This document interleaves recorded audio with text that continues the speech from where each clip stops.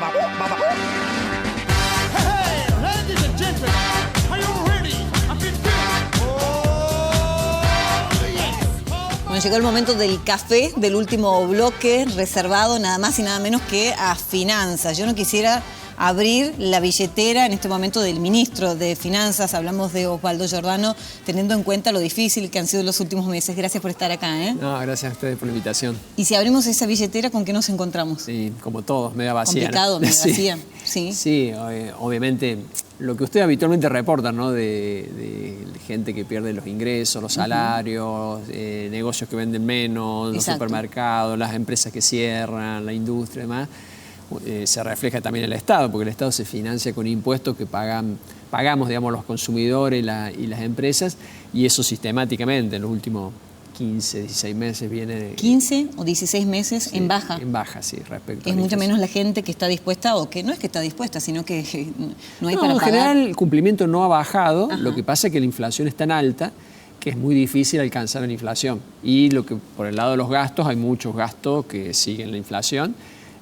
Por lo tanto, bueno, hay dos curvas, ¿no? que no se juntan y que generan, bueno, este estrés en las finanzas públicas, sobre todo porque es mucho tiempo, es decir, un mes, 2 meses pasa, pero cuando es tanto tiempo ya se complica. Mucha gente me dijo, afín inclusive al gobierno y no, que no habían vivido un tipo de recesión tan prolongada, que si bien la Argentina una y otra vez se ha visto inmersa en una crisis, pero no como esta, tan prolongada.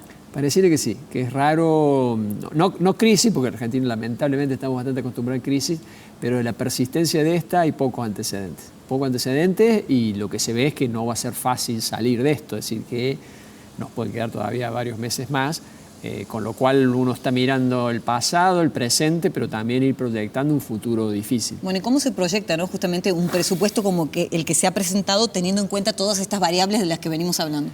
Sí, yo diría los dos problemas son ¿no? La crisis y el segundo problema, la incertidumbre, porque tampoco podemos ignorar, bueno, que hay un nuevo gobierno a nivel nacional que seguramente traerá una nueva estrategia y por lo tanto uno puede esperar distintos resultados. Entonces, en la mezcla de esto, de crisis más incertidumbre, nos llevan a tener un planteamiento distinto a lo que serían condiciones normales. El eje central es cuidar a los cordobeses y, bueno, cómo el Estado de la provincia puede estar cerca de los cordobeses en un momento de crisis, sobre todo los que están más vulnerables, digamos, a la crisis, y que tenga la suficiente flexibilidad como para que, bueno, en función de cómo se están dando las cosas, cómo ir adaptándose al manejo del Estado. Son instrumentos muy importantes, ¿no? Porque uno planifica toda la política tributaria, de gasto público, a través de estos instrumentos, pero bueno, hay que adaptarse también a la realidad y en función de eso se irá ejecutando futuro. ¿Cómo se han actualizado los impuestos, ¿no? Teniendo en cuenta justamente qué variables, qué elementos? Tenemos varios impuestos, por ejemplo, el caso de ingresos brutos, que es por lejos el más importante. Sí. Por ahí no lo vemos, pero está presente, es decir, cada vez que compramos algo, está ingresos brutos ahí incidiendo en el precio. Ese impuesto ya llevamos 3 años en los cuales se viene haciendo una baja, que se acordó en el pacto fiscal a nivel nacional, que como te digo, no lo vemos, pero que es muy relevante porque incide mucho sobre las finanzas públicas. Después están los que sí se ven, que son los impuestos patrimoniales, los autos, los inmuebles, en los cuales el impuesto en principio está ligado a la valoración de la propiedad, por ejemplo, en el caso de los inmuebles. Tema que las propiedades están en general muy dolarizadas, con lo cual el aumento iba a ser importante. Es decir, que no se tomó eso justamente para hacer la actualización, ¿o sí? ¿O fue parte? La evaluación sí, se toma la evaluación, lo que vale en el mercado. Lo que sí es que al momento de aplicar el impuesto se bajó la alícuota, se bajó el impuesto para alinearlo con... salarios. En el caso de los urbanos salarios, que tomando en cuenta, bueno, la variación de los salarios del último año. En el caso de los rurales, mirando más los precios agropecuarios. En ambos casos bastante por debajo de lo que ha sido el dólar, ¿no? Pero igual, de todas maneras, en ese sentido, algo más se puede subir el impuesto, la alícuota, teniendo en cuenta a lo mejor el aumento del dólar y que le ha sido propicio a lo mejor al campo también. Sí, pero ¿O hay otros costos que también aumentaron y que no permitieron? Lo que pasa es que incluso en el agropecuario, los precios agropecuarios no crecieron tanto como el dólar. El dólar creció tanto, los agropecuarios crecieron mucho más que los salarios y que otros precios, por eso más o menos en el agropecuario estamos hablando de un aumento del 65%, que está por debajo del dólar y muy alineado con los productos mayoristas, pero en el caso del urbano fue mucho más bajo por el tema de que los salarios se han atrasado. A su vez, dentro del grupo, obviamente, no es lo mismo una persona carenciada, un adulto mayor, ahí hay casi 10% de los inmuebles que no pagan o pagan mucho menos. ¿Y se va a mantener? Se mantiene eso. Y después, según el valor de la propiedad, varía mucho también el impuesto. Por ejemplo, la mayoría de las propiedades están por debajo de los $100.000 a precio de mercado. En ese caso, tiene un tope de 300 pesos más o menos respecto a lo que era la cuota de este año. Es decir, que en ningún caso la cuota, en el peor de los casos, la cuota puede aumentar unos 300 pesos más o menos. Ayer se conoció la inflación, en esta semana quiero decir 3,3%, pero ya en el año va a terminar tranquilamente llegando al 50-55%, sí. Es decir, unos 10 puntos más que a fines del año pasado, lo cual es tremendo, sí, es un montón. Y también entiendo que hay gremios estatales que están pidiendo la famosa cláusula gatillo. ¿Qué van a hacer ante esa situación, no? Mira, ahí hay que poner en balanza dos cosas. La aspiración legítima, por supuesto, de que los salarios no pierdan frente a la inflación, es decir, que el poder de compra del salario se mantenga, pero por otro lado la realidad de que la provincia se financia con impuestos y los impuestos por varios meses, año y medio, vienen creciendo por debajo de la inflación. Bueno, es un gran desafío tratar de compatibilizar eso. Hasta ahora se ha logrado, es decir, en base al diálogo, al entendimiento, a la flexibilidad, buscar alguna fórmula de equilibrar estas dos variables que hoy es muy difícil ponerse de acuerdo, sí, ¿no? Sí, claro que sí, porque ambas tienen sus razones. ¿Qué área es la que ha demandado mayor respuesta por parte del gobierno? De los últimos meses y lo que estamos planeando, por lo menos para la primera parte del año que viene, es el gasto asistencial. Es decir, hay gastos, incluso algunos que han crecido mucho, muy ligados al dólar, como por ejemplo medicamentos, algunos alimentos, eso como tema prioritario, porque entendemos que, digamos, todos sufrimos la crisis, pero hay sectores que le pega mucho más fuerte y sobre eso el Estado tiene que estar presente. Entonces, en eso hay una expansión del gasto importante. Recién mencionaba también la incertidumbre, ¿no? A la hora de proyectar el presupuesto 2020 y sobre todo con un cambio de gobierno que, si bien le es afín por el partido político, ha sido también ampliamente rechazado, si se quiere, por los cordobeses. Se supone que nuevamente no sucedería lo que pasó en la época de Cristina Fernández, porque así se ha comprometido el mismo Alberto Fernández. Pero les han anunciado alguna política económica, social que vayan a aplicar.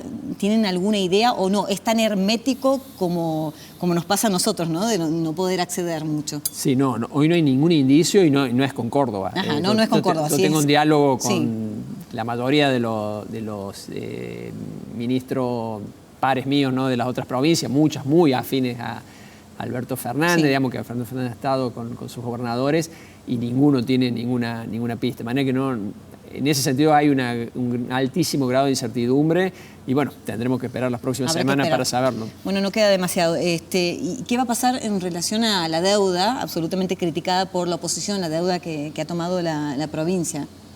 La deuda que tomó la provincia... ¿Se va a poder pagar? Totalmente. ¿No va a endeudar a los cordobeses a futuro? Mira, yo creo que hay un error de asimilar el problema de deuda en Córdoba con el problema de deuda a nivel nacional. La deuda a nivel nacional se tomó para gastos operativos del Estado, para pagar jubilaciones, pagar salarios en plazos muy cortos y con condiciones muy exigentes, al punto que no ha podido cumplir, digamos. De ahí apareció el reperfilamiento. Muy distinto a lo de Córdoba, donde la deuda fue para obra. Entonces, quien cuestione la deuda, en definitiva está cuestionando la obra. Entonces, si decís, bueno, quiero tener una provincia totalmente sin deuda, bueno, decime qué obras no hacemos la circunvalación, no hacemos los gasoductos, no hacemos el camino a las altas cumbres. Es decir, están ahí, la estamos disfrutando los cordobeses y la vamos a disfrutar los cordobeses por mucho tiempo.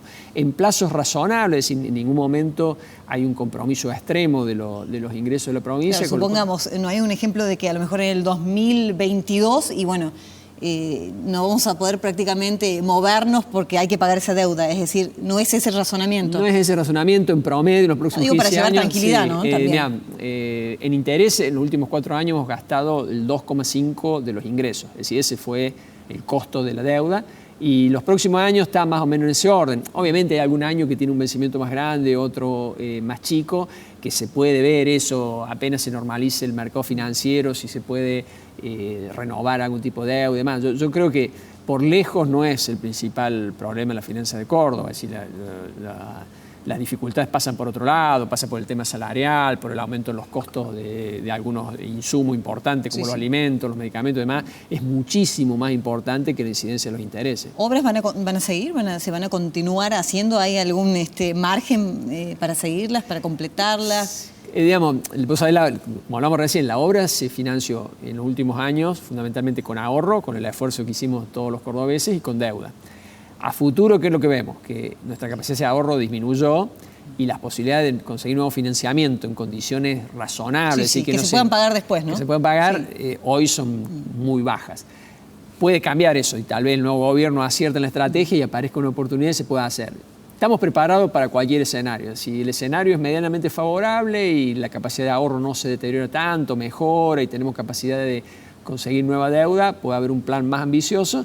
Si no ocurre eso, bueno, abordaremos un plan más modesto, pero siempre, digamos, priorizando, porque es un tema muy importante la inversión para el desarrollo productivo y social. Es decir, toda esta crítica a la deuda de Córdoba se olvida lo importante y trascendental que es tener una buena infraestructura para la producción, para la calidad de vida de la gente. Entonces, es muy importante mantenerlo como prioridad, aún en un contexto tan adverso como el actual. Gracias por el café, ¿eh? Gracias a vos. ¿Qué hace un ministro el domingo? ¿Tienen tiempo libre o está complicado? Trato de disfrutarlo con la familia y bueno, desenchufarse un poco. Es decir, uno sigue trabajando siempre, pero bueno, en otro clima. Bueno, este es mi mensaje para todos los que nos están viendo, ¿eh? A disfrutar el domingo, claro que sí, en familia y demás. Nos vemos pronto el sábado próximo. Adiós, chao.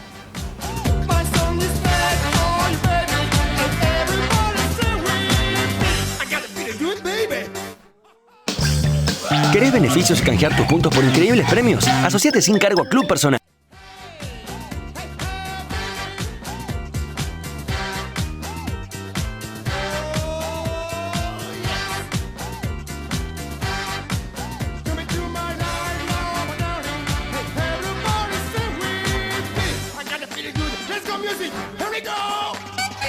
Fue una producción de Televisión Mediterránea, SRL, Córdoba, Argentina.